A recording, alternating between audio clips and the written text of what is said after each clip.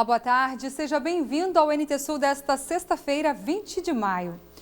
O último dia da campanha de imunização contra a gripe A é de tranquilidade nas unidades de saúde de Cachoeira do Sul. Alguns postos já registravam ontem a falta de vacinas. O reforço de cerca de 2.000 doses recebidas pela Secretaria Municipal de Saúde já foi distribuído nas ESFs. Até o momento, cerca de 80% da população de risco foi imunizada. Encerra hoje a campanha de vacinação contra a gripe A. Cachoeira recebeu ontem o reforço de 2.150 doses que foram distribuídas nas unidades de saúde do município. Até o momento, 86% da população de risco já foi imunizada. Não existe orientações determinando ainda se pessoas que não integram os grupos de risco poderão procurar as unidades de saúde para receber a imunização. A bem da verdade, até o momento, o que se sabe é que as vacinas já estavam terminando. Aqui na unidade de saúde do bairro Carvalho, por exemplo, até ontem já não haviam mais doses a serem aplicadas. A unidade recebeu o reforço de 80 doses que deverão ser distribuídas e aplicadas ao longo do dia de hoje. Até às 17h30, a população ainda pode procurar as unidades de saúde para fazer a imunização. O governo suspendeu novas contratações de servidores pelo Programa Federal Mais Médicos. O anúncio feito pelo presidente da República, Michel Temer, pegou de surpresa muitos profissionais de saúde. Aqui em Cachoeira do Sul, a expectativa era de novos contratos. Cachoeira do Sul estava na lista das 500 cidades brasileiras que receberia profissionais da saúde através do Programa Federal Mais Médicos. No mínimo 2 nomes seriam anunciados nesta sexta-feira para substituir os cubanos Yurizan Ramírez e Frank Farias, desligados por descumprimento de contrato. Retornaram para Cuba no final do mês passado, depois de aproximadamente 2 anos de trabalho no Sistema Único de Saúde do município. Ontem nós recebemos um e-mail do Ministério dizendo que esta substituição foi temporariamente suspensa. Os postos de saúde do centro e do bairro Marina mantêm os atendimentos. Marion Rosa é coordenador da unidade no Marina. Ele conta que algumas mudanças foram feitas e que, na medida do possível, a comunidade é atendida. Coordenador, então, como que está sendo o atendimento, o serviço aqui no posto do bairro Marina depois da saída do Dr. Farias? O atendimento hoje, até uns dias atrás, nós estávamos só com o Dr. Ricardo atendendo 2 dias na semana, né? Aí a gente procura fazer agendamento, nós estamos com o sistema de agendamento.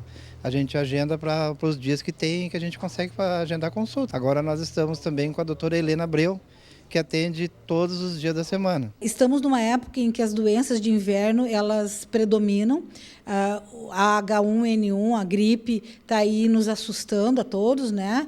A necessidade de prevenção e de promoção em saúde e nós, sem esses 2 médicos, estamos a descoberto. Isso nos causa uma angústia muito grande e, com certeza, na população que deixou de ter o atendimento qualificado desses profissionais, a angústia é muito maior ainda. Segundo os funcionários, a fila de pacientes em busca por atendimento é diária e as demandas são variadas. Para agendar para dentista. Fazia tempo que eu não consultava, depois de 3 anos. A gente faz tudo o que está no nosso alcance aqui dentro da unidade sanitária para que a população tenha o atendimento. E usa o recurso, assim como os colegas também podem usar da nossa unidade, né, que é para poder a população ficar bem assistida. Os pacientes que hoje estão marcando, agendando alguma consulta, estão conseguindo para que dia, coordenador? Olha, hoje eu agendei para 1º de junho. Eu tenho a doutora Helena Abreu para dia 1º de junho e o doutor Ricardo até o dia 13 de junho eu tenho agendamento. Permanecem no atendimento 5 médicos cubanos, 2 no posto de saúde do bairro Noêmia, 1 no Piquiri, outro no Santa Helena e Alius Catoirac no posto da Ferreira. Tem uma população bem longe da cidade, que não tem muito acesso à saúde, entendeu? Nesta semana foi lembrado o Dia de Combate à Homofobia. Em um tempo em que muitas pessoas pensam que há uma guerra declarada entre homossexuais e religiosos, é preciso olhar o tema de forma mais atenta para perceber a diferença entre uma crença e o estímulo à violência. Veja na reportagem. Para o mundo, 17 de maio passou a ser dia de militar a favor do respeito e contra a homofobia. A data foi instituída quando a Organização Mundial da Saúde retirou a homossexualidade da classificação internacional de doenças. Os números dos casos de agressão, tanto física quanto verbal, contra os homossexuais desenham um quadro de completa intolerância e falta de respeito. Em um dos seus levantamentos, o Grupo Gay da Bahia alerta: a cada 27 horas, um homossexual morre por causa do preconceito. O GGB vai um pouco mais além, quando compara o Brasil com o Chile e identifica que a chance de um LGBT ser assassinado é de 80 vezes maior. Pelo número de denúncias, a Secretaria de Direitos Humanos da Presidência da República identificou o mais provável: um aumento de 18,56% de casos de homofobia. Um dos debates das discussões mais acirradas quando o assunto é homoafetividade é entre os evangélicos e os homossexuais. A própria mídia relata constantemente o conflito entre esses dois grupos, o que torna essa relação muito complexa e, para os mais radicais, até impossível. A jornalista Marília de Camargo levanta esse debate em seu livro Entre a Cruz e o Arco-Íris. Então, o que eu aprendi fazendo a pesquisa desse livro, eu entendi que existe uma raiva muito grande de parte a parte, tanto dos evangélicos com relação aos homossexuais praticantes e quanto da militância LGBT com relação às igrejas. Para ela, cada versículo bíblico sobre o tema indica um único posicionamento sobre a homossexualidade. Mas a autora ressalta também que a bandeira do cristão é o amor. Se você abrir a Bíblia, tem vários versículos ali que são claros como a luz do dia, que a prática homossexual é condenada. Sim, a Bíblia condena a prática homossexual, mas a bandeira do cristão deve ser a bandeira do amor. A bandeira do amor, ela recebe, ela ouve, ela tenta entender. Assim como Marília, o líder da Igreja Adventista do Sétimo Dia, também concorda que a prática homossexual não é aprovada pelos Sagrados Escritos. No entanto, isso não é justificativa para a agressão. Ele acrescenta, inclusive, que o posicionamento da instituição é absolutamente contra a homofobia e a qualquer outro tipo de violência.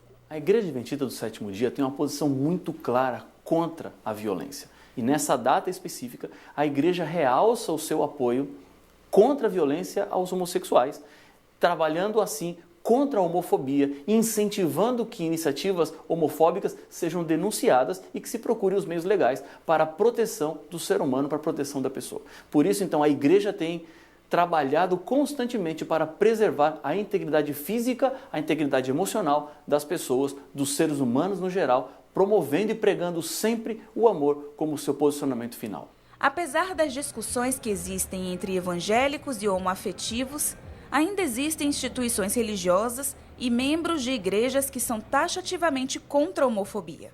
Podem não ser a favor da prática homossexual, mas são contra a intolerância que deixa marcas tanto físicas quanto emocionais. Contra as atitudes preconceituosas que só geram violência e mais violência. Os atletas gaúchos estão na expectativa para as Olimpíadas 2016. O Rio Grande do Sul tem atletas confirmados na competição e tem os que estão se preparando para garantir a vaga nos Jogos Olímpicos do Rio. Para isso, é preciso intensificar a rotina de treinos e ter muito foco. Os Jogos Olímpicos estão chegando e essas duas feras do atletismo estão na expectativa para garantir a vaga na competição. Anderson e Pedro intensificaram os treinos nos últimos meses. Um esforço que vale a pena. A expectativa é grande, né, de um bom resultado e estou me esforçando o máximo para chegar nos meus objetivos. Oportunidade de ouro, onde a visibilidade vai estar sobre o Brasil, então é assim que todo atleta quer correr, quer mostrar o melhor de si num lugar assim. Eu acho que a gente vai conseguir, e é isso para isso que a gente está treinando. A gente quer muito estar nesses Jogos Olímpicos, ainda mais que vai ser no Brasil. A gente não sabe quando vai ter outro aqui no Brasil, então a gente quer aproveitar e estar lá. Saindo das pistas e indo para as piscinas. Na natação, o Rio Grande do Sul estará bem representado. A natação gaúcha tem 2 representantes nas Olimpíadas 2016, Graciele Hermann e André Pereira. Inspiração para essa turma que está iniciando no esporte. Eu me inspiro muito no André, principalmente. E outra pessoa que eu me inspiro muito, não vai para as Olimpíadas, mas é o Gustavo Losada, que ele começou que nem eu. Ele é de Novo Hamburgo, ele treinou na mesma equipe que eu treinei em Novo Hamburgo, o mesmo professor, estudou no mesmo colégio que eu e veio para Porto Alegre na mesma idade que eu vim.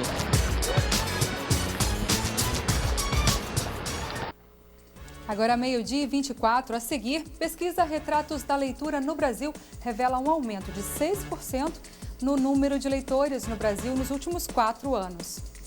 Mas 30% da população brasileira nunca comprou um livro. E a média de não leitores aqui na região sul é maior do que a nacional. 50% dos gaúchos catarinenses e paranaenses não costumam ler, contra 44% dos brasileiros.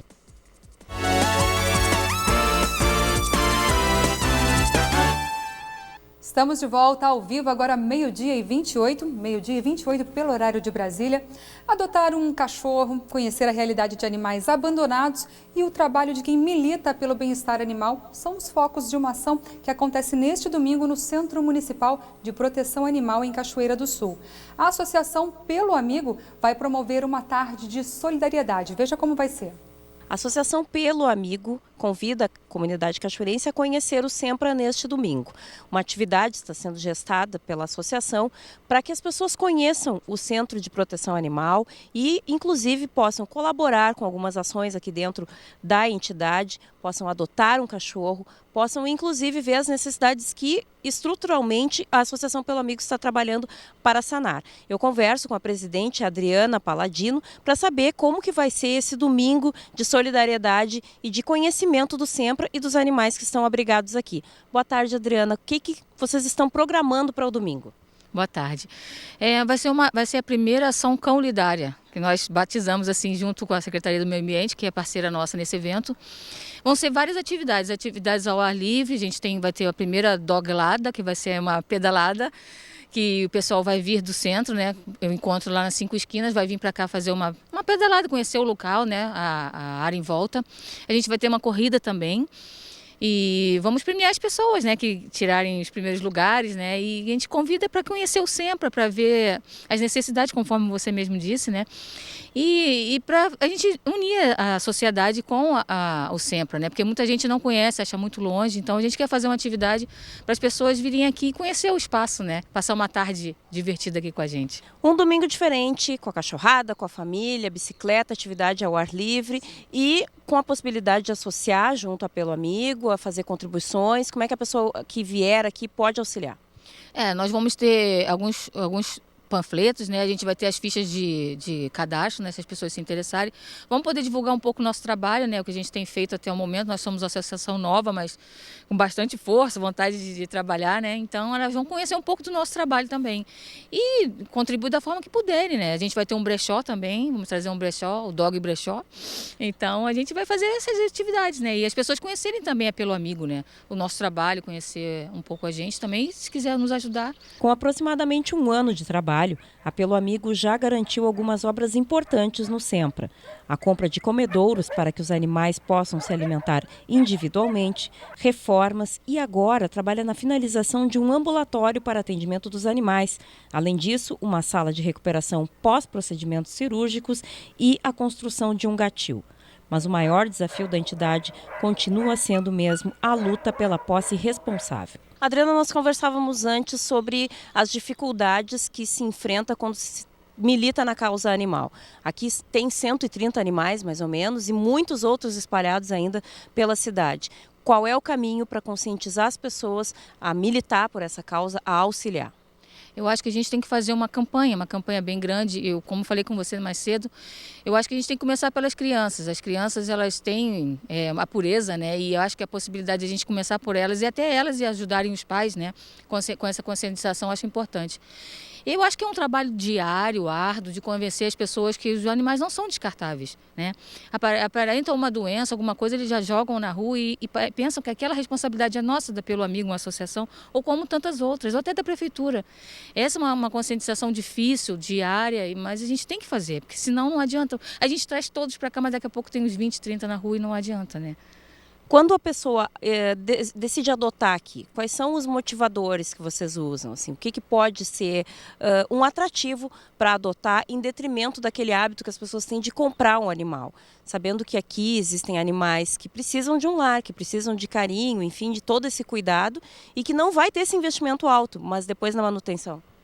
Olha, eu acho que a única coisa que a gente tem para dizer é o amor que eles vão dar de volta, sabe? Eu acho que um animal que ele vive num abrigo, que ele é adotado, ele tem um amor incondicional para aquele dono que é incrível. Eu sei porque eu já adotei alguns, então eu percebo que eles têm esse amor, sabe? E é um animal de raça, eles têm uma manutenção mais cara até. A gente não fala isso, óbvio, não é, essa não é a propósito, mas eu acho que um animal...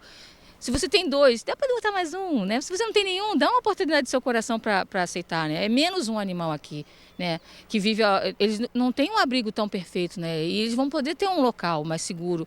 E eu acho que é isso, a conscientização, o amor, a dedicação e a vontade de ter um animalzinho, né? Tirar menos um aqui no Sempra, né? Quais são os projetos da Pelo Amigo e até para a gente deixar claro para o telespectador ou para as pessoas que vierem, inclusive no domingo aqui, de que forma elas podem contribuir para que esse trabalho se efetive?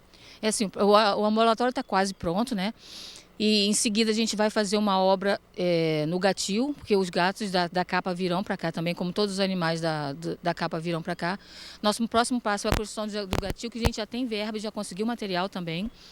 Nós vamos reformar todo o ambulatório, a enfermaria, a gente vai colocar uma enfermaria com condições para que os animais doentes fiquem também. Então, esses são os nossos próximos passos. O problema nosso é que a gente já tem material, mas a gente não tem a mão de obra. E então a gente procura até pessoas voluntárias que se interessam em ajudar, que possam vir ajudar a gente. A gente vai mostrar isso também para as pessoas que vierem, o que nós já fizemos, quais os nossos próximos passos e o que a gente tem para fazer também. Quem está interessado em ajudar, além de vir aqui, entra em contato como, Adriana? Pode entrar em contato pelo site. Nós temos um site que é peloamigo.org. Temos também o e-mail que é peloamigo@peloamigo.org e tem o nosso WhatsApp que é o 8652-9544. Por esses caminhos podem encontrar contato com a gente. Aumentou em 6% o número de leitores no Brasil nos últimos 4 anos. A média de livros lidos por habitante, no entanto, ainda é baixa, não chega a 4 obras completas por ano. Os dados são da 4ª edição da pesquisa Retratos da Leitura no Brasil. O estudo revela que metade da população na região sul do país não teve contato com uma única criação literária nos últimos 3 meses. O João Antônio ajuda na estatística para o crescimento de 2011 a 2015 de 6% no número de leitores no país. Mas ele tem um hábito que está em desuso. Enquanto 81% dos leitores preferem ler em casa, somente 19% ainda vão às bibliotecas. Ambiente mais tranquilo, né? Tipo assim, ele... Em casa sempre tem um amigo, um vizinho que sempre, tipo assim, está visitando, né? Então interfere um pouco. Já na biblioteca é mais tranquilo já para estudar. A pesquisa, com mais de 5 mil pessoas de 5 a mais de 70 anos em todo o país, demonstra retratos da leitura. O livro mais lido no Brasil é a Bíblia. As mulheres leem mais do que os homens, 59% das entrevistadas contra 52% dos leitores. E aumentou o público jovem adulto, o que nesta livraria resultou na maior procura por títulos de autores internacionais, de séries para a juventude e de livros de blogueiros. O que ele tem que ler, ele já leva na felicidade, já sai lendo da loja. O obrigado ele já bota na bolsa, tenho tanto tempo para ler, e o que tem que eles gostam mesmo, eles leem rapidinho. Mas 30% da população brasileira nunca comprou um livro. E a média de não leitores aqui na região sul é maior do que a nacional. 50% dos gaúchos catarinenses e paranaenses não costumam ler, contra 44% dos brasileiros. Na pesquisa, a principal causa indicada pelos não leitores foi a falta de tempo. No Instituto Estadual do Livro, o foco é bem mais a falta de oportunidade e formação. Aqui, estudantes de ilustração da URGS estão participando de um curso que envolve a mediação de leitura. O IEL também promove ações nas escolas, com alunos, professores e autores. Facilita o acesso a obras em hospitais, abrigos e asilos e promove eventos, incentivos a leitores e novos adeptos ao livro. A Silvia é uma leitora contumaz. Achou a palavra diferente? É isso. Para ela, além de proporcionar prazer, o livro é como um caminho natural para o conhecimento. Eu sempre fui conhecida, em todos os lugares que eu trabalhei, as pessoas que eu conhecia eram dicionário ambulante. Porque as pessoas diziam, como se escreve tal palavra, o que significa tal coisa. E é uma coisa que tu agrega sem perceber, de tanto ler. Né? O meu marido ri, que às vezes a gente está conversando, eu uso uma palavra assim, ele, o que isso quer dizer? E eu, tal coisa. Então tu acaba usando isso em toda a tua vida. Né? Passei isso para as minhas filhas, que também são leitoras, adoram. Né? Desde pequenininho. Começa lá na escola o prazer pela leitura. A Secretaria de Educação do Estado do Rio Grande do Sul se pronunciou quanto à reforma do telhado da Escola João Neves, aqui de Cachoeira do Sul. Sempre que chove, as águas inundam as salas e impossibilitam as aulas. Essa é uma demanda urgente da instituição. O secretário interino da Educação, Luiz Antônio Alcoba de Freitas, afirmou nesta quinta-feira que a obra de recuperação do telhado da Escola Estadual João Neves da Fontoura, em Cachoeira do Sul, está em fase de licitação. O início da reforma, orçada em R$ 442 mil, deve iniciar em breve, porém ainda sem data definida. A escola enfrenta graves problemas estruturais e, quando chove, as aulas precisam ser suspensas. A instituição fica tomada pelas águas. Sucateamento das escolas, desvalorização de professores, má qualidade de ensino, e isso tudo tem resultado em greves e ocupações de alunos. Uns aderem, outros não. Júlia Mafuz comenta agora sobre nossas instituições de ensino público. Veja só.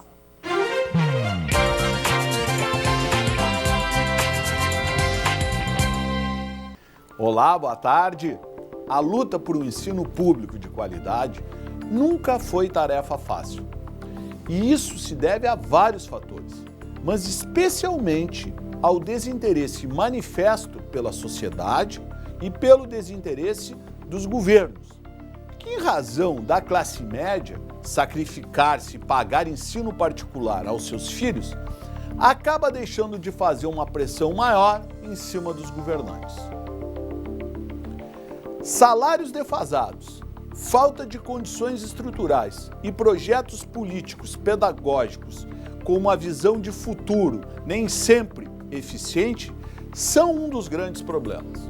As lutas acabam sendo feitas pelos alunos e por alguns professores e funcionários mais abnegados, que estão pensando, antes de tudo, na coletividade do que em si próprio. A gente percebe isso aqui em Cachoeira do Sul, por exemplo, com o movimento feito pelos alunos ocupando as escolas públicas estaduais. Até porque lutar significa desgaste. Para muitos professores é muito mais cômodo ficar dando aulas e incorporar um discurso que eu chamo de coitadismo, até para não sofrerem perseguições ou terem que avançar nas suas merecidas férias. Assim como é cômodo para os pais que, ao saberem que a escola está aberta, podem deixar seus filhos irem trabalhar, mesmo que essa escola funcione de forma precária. Tenho dito aqui que o problema da educação no país não passa apenas por governos, passa muito mais pela organização social. A UERGS é um belo exemplo. E a unidade de Cachoeira do Sul, com um prédio só seu, no centro da cidade, mais uma área belíssima, com 75 hectares, como a nossa estação agronômica, além de cursos de graduação e de pós-graduação de ponta, pode sim ser uma referência naquilo que eu estou falando. O que temos aqui é fruto da ação dos cachoeirenses, de pessoas abnegadas que voluntariamente lutaram e lutam por um ensino público de extrema qualidade. Por isso, quero dedicar este comentário de hoje ao colega Júlio Henrique, que faleceu nesta semana e que foi um incansável combatente para que tivéssemos um ensino público superior nesta cidade. Ele foi uma dessas pessoas que lutou bravamente por um ideal no qual acreditava. Falei e assino embaixo. Falamos agora de um alerta na área da saúde. O Rio Grande do Sul responde por aproximadamente 7% dos casos de câncer de boca em todo o país. A incidência é menor do que outros tipos de tumores, como o de mama, por exemplo, mas a preocupação com a doença é grande. Por isso, no chamado Maio Vermelho, a Secretaria da Saúde de Porto Alegre realiza atividades de orientação e prevenção ao câncer de boca. Seu João aproveitou a ida à farmácia na Gerência Distrital de Saúde, no Eixo Baltazar, para aderir à campanha de prevenção ao câncer bucal, o Maio Vermelho. Sabia, mas eu tinha medo de mexer nessa história. E aí o que aconteceu? Hoje eu vim e estou vencendo medo, né? No caso do seu João foi detectada uma alteração, agora ele vai ser encaminhado por um especialista em estomatologia e ele já sai daqui com a consulta agendada e já vai lá e vai ter todo o tratamento realizado pelo sistema de saúde.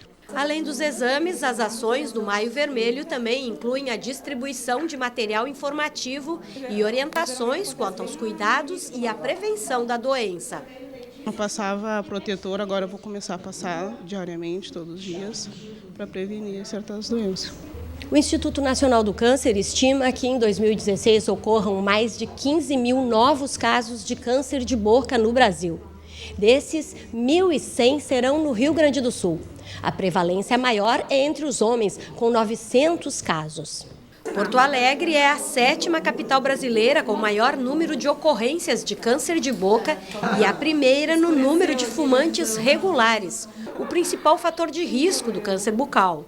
A gente tem que, de fato, oportunizar tratamento para essas pessoas, para que, de fato, elas consigam parar com o tabagismo e conseguir, né, não desenvolver essas lesões ou se desenvolver, identificar precocemente e conseguir tratá-las, né, sem deixar muitas sequelas. As ações do Maio Vermelho acontecem até o final do mês em 8 pontos da capital. Os endereços estão disponíveis na página da Prefeitura na internet. Os exames são gratuitos. Para facilitar o encaminhamento, é importante levar o cartão do SUS. Agora, 12h45, nós vamos para o intervalo e na volta você vai ver os detalhes do segundo Angus de Outono em Cachoeira do Sul. Remates e palestras sobre a integração lavoura-pecuária fazem parte da programação. Como a gente vai ocupar melhor essas áreas de inverno com esses bovinos Angus, sem prejudicar a lavoura seguinte.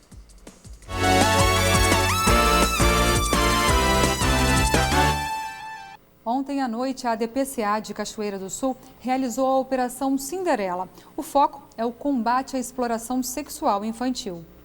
A Delegacia de Polícia da Criança e do Adolescente de Cachoeira do Sul participou nesta madrugada da Operação Cinderela, deflagrada em todo o estado em parceria com o DECA. Em Cachoeira do Sul foram fiscalizadas 9 casas noturnas e praças da cidade. Os agentes abordaram e identificaram mais de 100 pessoas que foram informadas sobre as implicações legais do abuso e exploração sexual infantil. A operação foi realizada em alusão ao Dia de Combate ao Abuso e Exploração Sexual, ocorrido no dia 18 de maio. No estado foram contabilizadas 7 prisões durante a ação policial.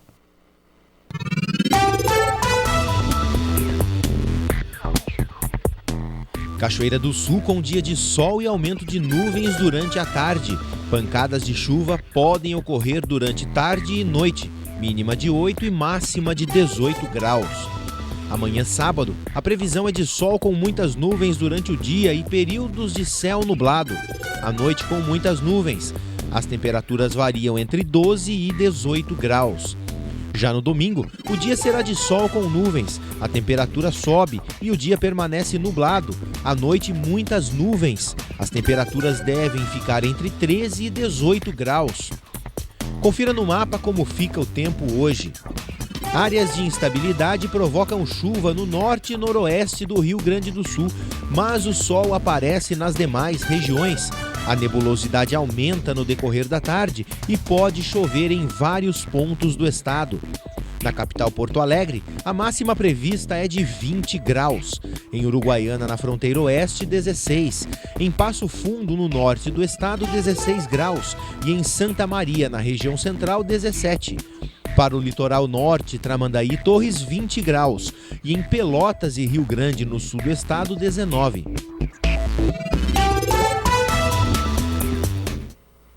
O Núcleo Centro Angus promove o segundo Angus de outono. O evento acontece amanhã no Parque do Sindicato Rural, aqui em Cachoeira do Sul. No próximo dia 21 de maio, teremos aqui no município de Cachoeira do Sul o segundo Angus de outono. Quem está do meu lado para falar mais sobre a programação e também os animais que serão trazidos a remate é o presidente do Núcleo Centro Angus, Dimas Rocha. Dimas, o que está sendo preparado? Quais são os palestrantes para falar de que assuntos aqui neste dia 21? Dia 21 teremos um dia do Angus no município e região, né? É uma promoção do Núcleo Centro Angus. Núcleo Centro Angus, ele abrange aí 9 municípios, né? E em Cachoeira, neste dia 21, a gente está promovendo então um dia que inicia por palestras, né? Depois intervalo e para integração, né, dos produtores com a comunidade acadêmica, e a parte da tarde o encerramento com um remate. Então a abertura da programação científica aí começa com o engenheiro Reinaldo Titoff Salvador, né, que é o diretor do programa Carne Angus. Este é um programa de carnes, cortes especiais da raça Angus, né, e é um programa de nível nacional. Então ele vem para dar um panorama de como está o programa a nível nacional e trocar ideias aí com os produtores do município que entregam essa matéria-prima para os frigoríficos credenciados pela Associação Brasileira de Angus. Teremos a palestra Boi na Soja, o impacto sobre o pisoteio. Como a gente vai ocupar melhor essas áreas de inverno com esses bovinos Angus, sem prejudicar a lavoura seguinte. Essas são apenas algumas das palestras previstas para esse dia 21. Presidente, quem pode participar do evento? Não, toda a comunidade está convidada, né? Sempre frisando que as inscrições são gratuitas, mas que antecipe a sua inscrição, né? Porque a gente tem limitação aí de lugares, né? Então, tanto estudantes, toda a comunidade acadêmica foi convidada, né, e produtores. Então, produtores, tanto pecuaristas como agricultores que fazem a integração lavoura-pecuária, são convidados e já tem bastante gente que se inscreveu, né?